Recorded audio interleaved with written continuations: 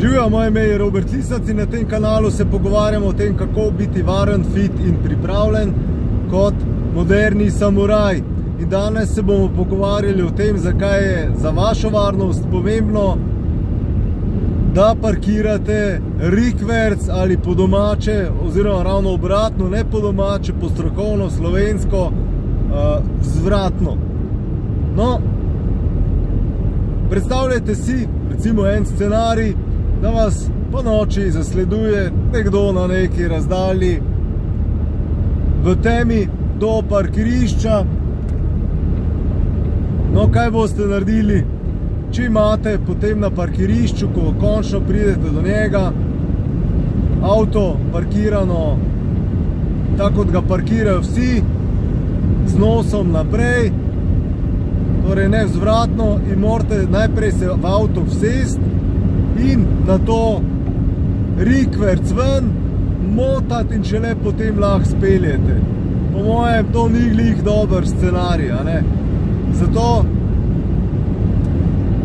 predlagam, da pač se navadite parkirati rikverc, kajti v takih primerih se človek potem samo vsede v avto, hiter zaštarta ključ in odpelje. Tem drug, mogoče tudi kar tehten razlog je, če imate malo starejši avto in vam kdaj ne vžge, pa nagaja, ne, pa konec koncev, tudi če kdaj obstoji na parkirnem mestu, morate klicati avtovleko, kable je dosti lažje dati gor, torej odpreti havbo, pa potem kable priključiti še na drug avto, da se naredi premostitev in da mogoče lahko zaštartate avto.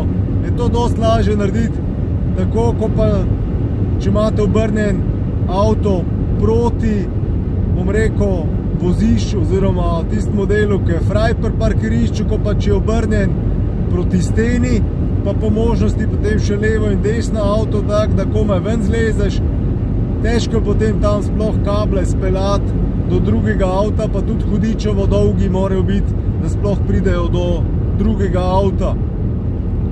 Drug scenarij potem seveda je tudi ta, da je verjetno tudi avtovleki lažje odpeljati avto, verjetno, zdaj govorim, če je avto obrnen v pravilno smer, ko pa v kontra, ne. S tem še nimam izkušnje, ampak s kabli pa jih pa kar imam, ne. Potem tudi čisto iz službenega vidika, če kje pobiram gotovino, je seveda že iz samih varnostnih razlogov dosti boljše, če je avto obrnen tako, da se lahko takoj odpeljem, ko pa spet, če sam motam, ne. Torej, če bi bilo kaj takega, ker delam kot prevoznik gotovine, je fajn, da imam to varnostno komponento pokrito. Seveda obstaja potem tudi cel kup protokolov, kaj treba narediti, če hočemo biti malo bolj varni že na poti do avta. Tukaj tudi priporočam, torej, če nas glih nekdo ne zasleduje, da preden vstopimo v avto, pogledamo, če slučajno že kdo od zadaj sedi, ki ne bi smel tam sedeti. Tist ni fajn. Drugič, da na poti do avta prečekiramo, a so gume v redu, preden se not vsedemo. In to so take majhne stvari, ki lahko pa kar dosti pametnega sprožijo, ne. Potem pa obstajajo seveda tudi ene šole razmišljanja, ki pa so mogoče malo navzkriž cestno-prometnim predpisom. In sicer eni pravijo, ne, da se najprej treba odpeljati, ne, da vam, mislim, da iz čist varnostnih razlogov, ne, najprej odpeljati in potem pripasati, če so te, rekel, elementi, ki vas lahko presenetijo na parkirišču ali pa v okolici parkirišča. Vemo pa, da kaj pravi CPP, ne, preden se odpelješ, se prevežeš. Tako da,